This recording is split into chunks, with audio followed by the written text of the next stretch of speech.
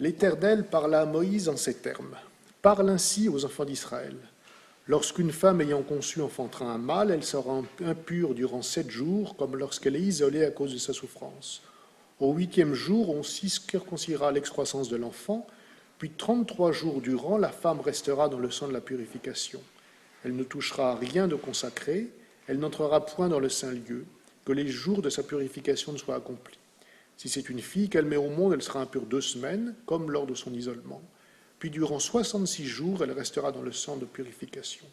Si ses moyens ne lui permettent pas d'offrir un agneau, elle prendra 2 tourterelles ou 2 jeunes colombes, l'une pour holocauste, l'autre pour expiatoire, et le pontife fera expiation pour elle, et elle sera purifiée.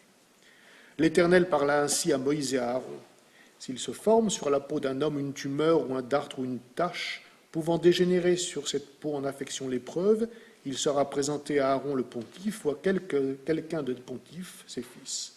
Le pontife examinera cette affection de la peau. Si le poil qui s'y trouve est devenu blanc et que la plaie paraisse plus profonde que la peau du corps, c'est une plaie de lèpre. Cela constaté, le pontife le déclarera impur. Si c'est une tache blanche qu'on voit à la peau mais qui ne paraisse pas plus profonde que la peau et qu'elle n'ait pas fait blanchir le poil, le pontife séquestrera la plaie pendant 7 jours, puis il l'examinera le 7e jour. Si la plaie lui présente le même aspect, s'il n'a pas fait de progrès sur la peau, le pontife la séquestrera une seconde fois pour 7 jours. Et le pontife au 7e jour l'examinera de nouveau.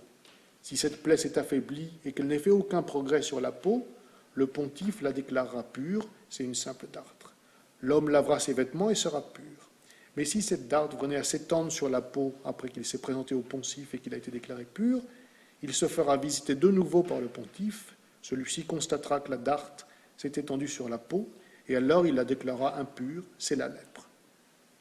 Lorsqu'une affection lépreuse sera observée sur un individu, il sera amené devant le pontife. Si le pontife remarque qu'il existe sur la peau une tumeur blanche, laquelle fait blanchir le poil, ou qu'une chair vive et saine existe au milieu de la tumeur, c'est une lèpre invétérée dans la peau du corps, et le pontife la déclarera impure. Il ne la séquestrera point car elle est impure. Que si sa lèpre va se développant sur la peau et qu'elle couvre toute la peau affectée depuis la tête jusqu'aux pieds, partout où atteint le regard du pontife, celui-ci constatera que la lèpre a gagné tout le corps et il déclarera cette plaie pure. Elle a complètement blanchi la peau et elle est pure. Mais du moment qu'il s'y manifeste une chair vive, elle est impure. Quand le pontife observera cette chair vive, il la déclarera impure. La chair vive est impure. Il y a lèpre. Toutefois, si cette chair vive redevient blanche, on se présentera au pontife. Le pontife constatera que la plaie est tournée au blanc. Il déclarera cette plaie pure. Elle est pure.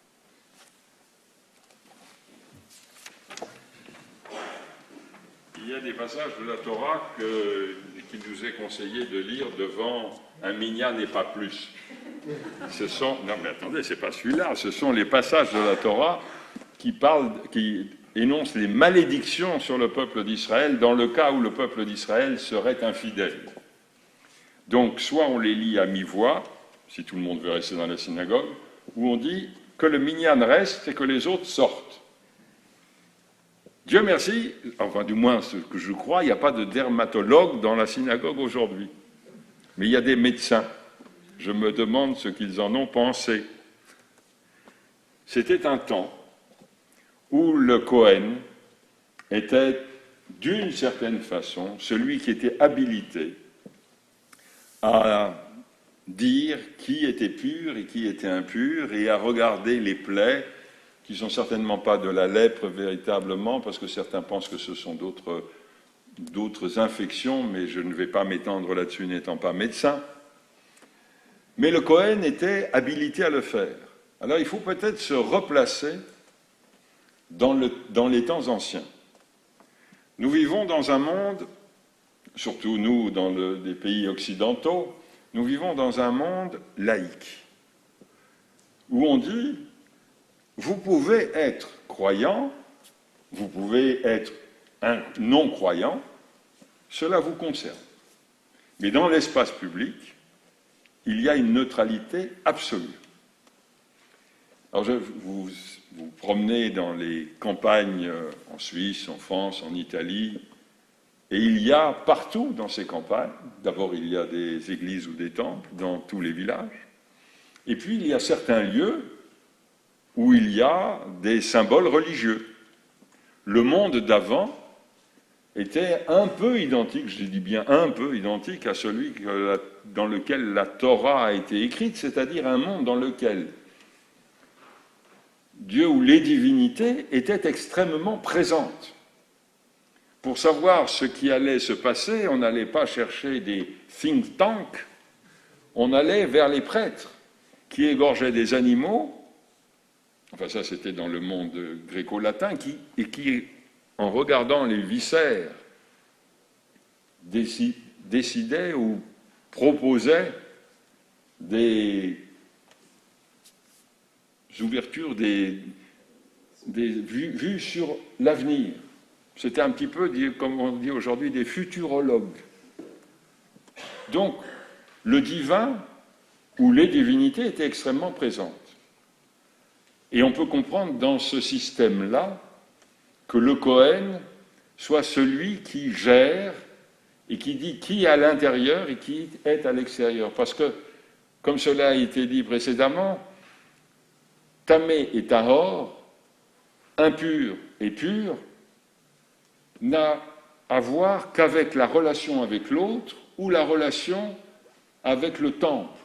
Quand on était tahor, quand on était pur, eh bien on pouvait pénétrer dans l'enceinte du temple et on pouvait avoir des relations avec les autres, leur serrer la main, si ça se faisait à cette époque, les embrasser, si ça se faisait à cette époque. Donc on pouvait rentrer dans l'ère consacrée et on pouvait avoir une relation réelle avec tout un chacun. Et quand on était tamé, c'est-à-dire quand on était impur, eh bien on ne pouvait pas pénétrer dans le temple ou dans l'enceinte sacrée, et on était mis, on dirait aujourd'hui, en quarantaine. Donc c'était un monde dans lequel il y avait en quelque sorte le plus et le moins. Et qui décidait qui était dans le plus et qui décidait qui était dans le moins? Le Kohen, dans la tradition juive, c'est-à-dire le prêtre. Pourquoi le prêtre? Parce qu'il n'était pas élu, donc il n'avait pas à faire campagne. Il était automatiquement descendant d'Aaron, le frère de Moïse. Et lorsque on était descendant du frère de Moïse, de Aaron, on avait un statut indépendant. Et ils avaient une autonomie financière, parce que les dîmes étaient payées au temple, et une partie de la dîme allait au Kohen. Les sacrifices étaient apportés au temple, et une partie des sacrifices, que ce soit un sacrifice animal ou un sacrifice végétal, était pour le prêtre. Donc il était en quelque sorte hors de la compétition. C'était un homme qui était nommé parce qu'il était le fils de, qui avait une autonomie financière, ce qui lui permettait, dans le fond, si on se place dans ce cadre-là, de pouvoir constater les choses et de dire ce qu'elles étaient, non pas en fonction d'intérêts qu'il représenterait, mais en fonction de certaines références qu'il avait et qui ont été dites tout à l'heure, tel que cela a été énoncé dans la Torah et tel que cela a été énoncé dans d'autres ouvrages. Le Kohen était donc celui qui pouvait juger indépendamment. Et il avait une autre capacité également, c'est qu'une personne qui devenait tamée, c'est-à-dire qui devenait impure, c'est-à-dire qui était pendant un certain temps exclue de la société et exclue du lieu consacré, pour pouvoir revenir dans le lieu consacré et retrouver les relations avec les autres, devait accomplir 2 actes. Le premier, c'était une immersion, une renaissance en quelque sorte. Et le deuxième acte, c'était d'offrir un sacrifice que justement le Kohen prenait, offrait dans le temple ou l'espace consacré, et ce processus permettait à celui qui, un temps, avait été à l'extérieur de la société, avait été en quarantaine, en confinement, de pouvoir reprendre sa place au sein de la société en général.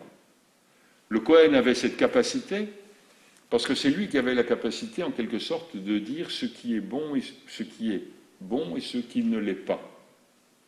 Et puis, dans le fond, lorsqu'un sacrifice était offert, surtout si c'était un sacrifice animal, ce sacrifice venait dire aussi, ou permettait à celui qui l'avait offert, d'avoir conscience de la vie qui passe et de la mort. D'avoir conscience qu'ayant été fragilisé un moment, il prenait conscience de la fragilité de son corps, et pour remercier la divinité, ou Dieu en ce qui nous concerne, d'avoir retrouvé la pleine santé, c'est-à-dire d'être redevenu maître de son corps et de son âme, eh bien, il offrait une vie, parce que la sienne avait été sauvegardée. Donc tout ce processus amenait l'individu, quel qu'il soit, le Kohen ou le non-Kohen, à réaliser la fragilité de l'existence, d'une part, et d'autre part, à réaliser que parfois, on peut être à l'intérieur de la société et que parfois on doit être à l'extérieur de la société. Alors aujourd'hui, on peut se poser la question, sommes-nous tous aujourd'hui tamés, impurs, parce que nous sommes confinés, même si c'est partiellement? Et comment allons-nous pouvoir redevenir tahor, c'est-à-dire purs? Et puis on peut élargir la question, parce que l'infirmité qui était décrite tout à l'heure est une infirmité du derme, de notre peau, c'est-à-dire de notre extérieur, de l'apparence. Alors, notre société, comment apparaît-elle? Apparaît-elle tahor, pure, permettant la relation entre les êtres, s'ouvrant les uns aux autres? Ou est-elle tamée, impure, ne permettant pas cette relation? Pas à cause du Covid, mais à cause parfois de ce que l'on pense, de ce que l'on dit et de ce que l'on fait. Je vous laisse avec cette question.